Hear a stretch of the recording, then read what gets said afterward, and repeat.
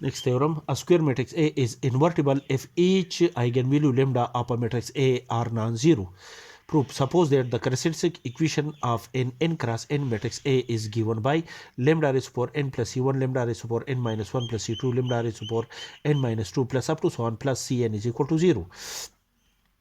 If lambda is equal to lambda is equal to 0 is a solution of equation number 1, then if and only if the constant from Cn is equal to 0, that is if we substitute lambda is equal to 0 in equation number 1, then equation 1 become lambda raised to power n plus c1 0 raised to the power lambda is equal to 0 raised to power n plus c1 lambda is equal to 0 raised to power n minus 1 plus c2 lambda is equal to 0 raised to the power n minus 2 plus up to so on plus cn minus 1 and lambda raised to the power 1 plus cn is equal to 0.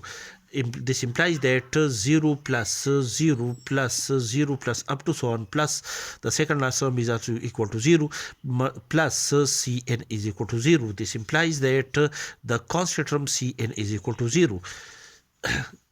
That is, if lambda is equal to 0 is the solution of equation number 1. If and only if the constant term cn must be equal to 0, then this equation is satisfied. Then equation 1 is satisfied. The characteristic polynomial of a matrix A is given by A minus lambda I determinant is equal to lambda raised to power n plus c1 lambda raised to power n minus 1 plus c2 lambda raised to power n minus 2 plus up to so on plus cn, where I is an identity matrix such that the order of the identity matrix I is equal to the order of the matrix A, and lambda is a scalar and is called the eigen value of a matrix A. Now put lambda is equal to 0. Now put lambda is equal to 0 in equation number 2. In equation number 2 we have a minus lambda is equal to 0. 0 multiplied by the identity matrix. 0 is a scalar, and when we multiply the identity matrix by the 0 scalar is the resultant matrix is a 0 matrix. A is an n cross n 0 matrix because the order of the matrix A is n cross n, and the order of the identity matrix is also equal to n cross n. And when we multiply the n cross n identity matrix by the 0 scalar gives a n cross n 0 matrix, and a minus 0 matrix, a matrix minus 0 matrix is equal to a matrix is equal to cn. Suppose the constant cn is equal to 0, then the equation number 3 becomes the determinant of the matrix A is equal to 0. By a theorem, we state that the inverse of a matrix B, where B is a square matrix, is exist if the determinant of the matrix B is not equal to 0.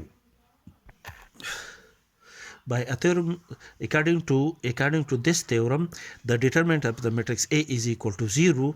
The result of the determinant of the matrix A is equal to 0 follow the above step. According to the above step, therefore, according to this theorem, the inverse of a matrix A is not exist. That is, the matrix A is not invertible.